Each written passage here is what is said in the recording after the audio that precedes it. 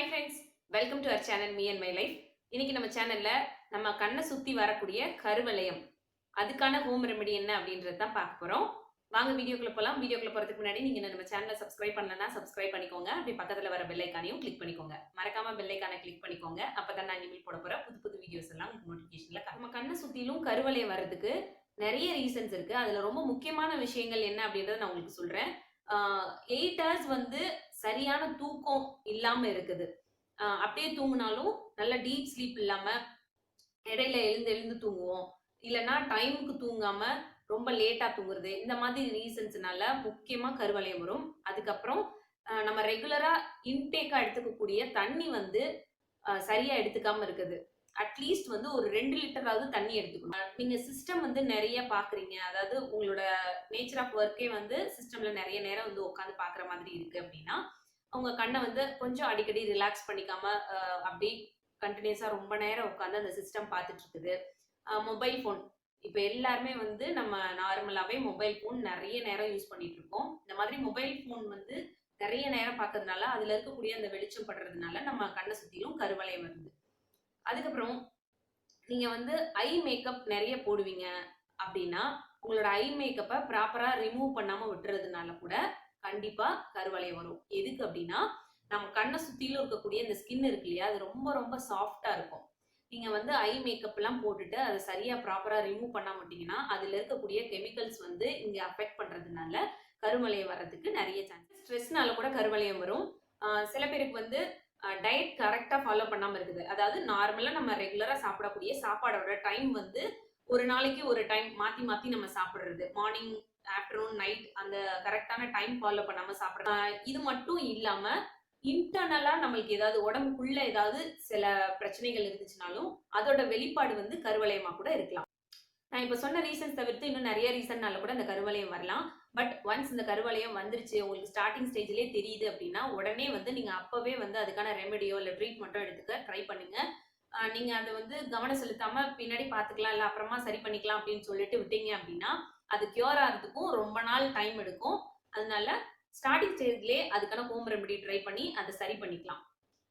So அதுக்கான ஒரு home remedy தான் இன்னைக்கு நான் உங்களுக்கு ஷேர் பண்ண போறேன். இந்த ஹோம் ரெமெடியோட உங்களோட லைஃப் ஸ்டைல்ல நான் இப்போ சொன்ன சில ரீசன்ஸ் இருக்கு இல்லையா, ஃபார் எக்ஸாம்பிள் நீங்க வந்து தண்ணி வந்து ரெகுலரா நிறைய குடிக்க மாட்டீங்க அப்படின்னா அதையும் சரி பண்ணிக்கோங்க. இல்ல தூக்கம் வந்து சரியா தூங்க மாட்டீங்க, ரொம்ப லேட்டா தூங்க போறீங்க அப்படின்னா இதையும் சரி பண்ணிக்கோங்க. இந்த மாதிரி இந்த நான் சொன்ன ரீசன்ஸ் இருக்கு இல்லையா, அதுல என்ன ரீசன்னால உங்களுக்கு கருவளையம் வருது அப்படின்றது உங்களுக்கே தெரியும். ஸோ அதை சரி பண்ணிக்கிட்டு இந்த ரெமெடியும் ஃபாலோ பண்ணீங்க அப்படின்னா ரிசல்ட் வந்து ரொம்ப சூப்பரா இருக்கும்.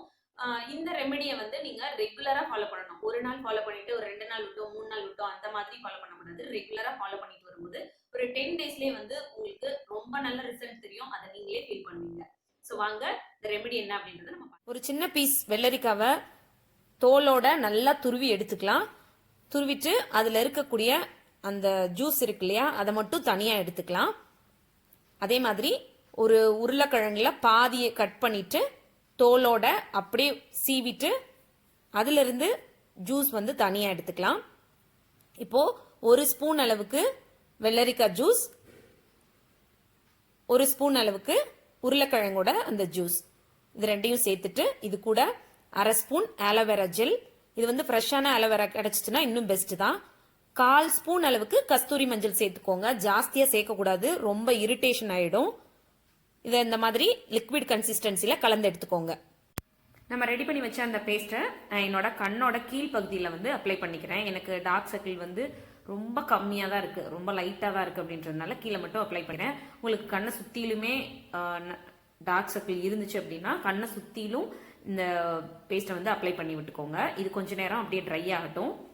இந்த மாதிரி ட்ரை ஆனதுக்கப்புறம் நல்லா வாஷ் பண்ணிவிட்டு டவலை வச்சு தொடச்சி எடுத்துடலாம். அதுக்கப்புறம் நான் வந்து கோகோனட் ஆயில் வச்சு கண்ணை சுற்றிலும் மசாஜ் பண்ணிக்க போகிறேன். உங்களுக்கு வந்து ஆலிவ் ஆயில் யூஸ் பண்ணணும், இல்லை ஆல்மண்ட் ஆயில் யூஸ் பண்ணணும், இல்லை விட்டமின் இ ஆயில் வந்து யூஸ் பண்ணிட்டு இருக்கீங்க அப்படின்னா தாராளமாக வந்து யூஸ் பண்ணிக்கலாம். இந்த மாதிரி கண்ணை சுற்றிலும் நல்லா அப்ளை பண்ணிட்டு லைட்டாக அப்படியே ஒரு 5 மினிட்ஸ் வரைக்கும் மசாஜ் பண்ணி விடணும். பண்ணியிருக்க இந்த ரெமெடி வந்து நான் முன்னாடியே சொன்ன மாதிரி ரெகுலரா ஃபாலோ பண்ணிட்டு வரும்போது ரிசல்ட் வந்து ரொம்ப நல்லா இருக்கும். ஸோ மிஸ் பண்ணாம ரெகுலரா ஃபாலோ பண்ணுங்க. சிலருக்கு வந்து மஞ்சள் வந்து அவங்களோட ஸ்கின்னுக்கு அலர்ஜியா இருக்கலாம். அப்படி இருக்கவங்க ஆல்டர்னேட்டிவா கொஞ்சமா ஒரு 1/4 ஸ்பூன் அளவுக்கு லெமன் ஜூஸ் சேர்த்துக்கலாம். அப்படி இல்லைன்னா 1/4 ஸ்பூன் அளவுக்கு ஆரஞ்சு ஜூஸ் சேர்த்துக்கலாம். இல்ல ஆரஞ்சு பொடி இருக்கும் இல்லையா, ஆரஞ்சு தோலோட பொடி, அது வேணா சேர்த்துக்கலாம். இந்த மாதிரி ஜூஸஸ் எல்லாம் சேர்க்கும் போது கொஞ்சம் கவனமா பார்த்து சேருங்க. கொஞ்சமா கூட கண்ணுக்குள்ள போயிடுச்சுன்னா பயங்கர இரிட்டேஷன் ஆயிடும். ஸோ அதை மட்டும் கொஞ்சம் கவனமா பார்த்து அப்ளை பண்ணுங்க. ஸோ இந்த வீடியோ வந்து உங்களுக்கு யூஸ்ஃபுல்லா இருந்திருக்கும்னு நினைக்கிறேன். இந்த வீடியோ யூஸ்ஃபுல்லா இருந்துச்சு அப்படின்னு நினைச்சீங்கன்னா லைக் பண்ணுங்க, ஷேர் பண்ணுங்க, மறக்காம நம்ம சேனலை சப்ஸ்கிரைப் பண்ணுங்க. நான் இன்னொரு யூஸ்ஃபுல்லான வீடியோவோட உங்களை மீட் பண்றேன். தேங்க்யூ.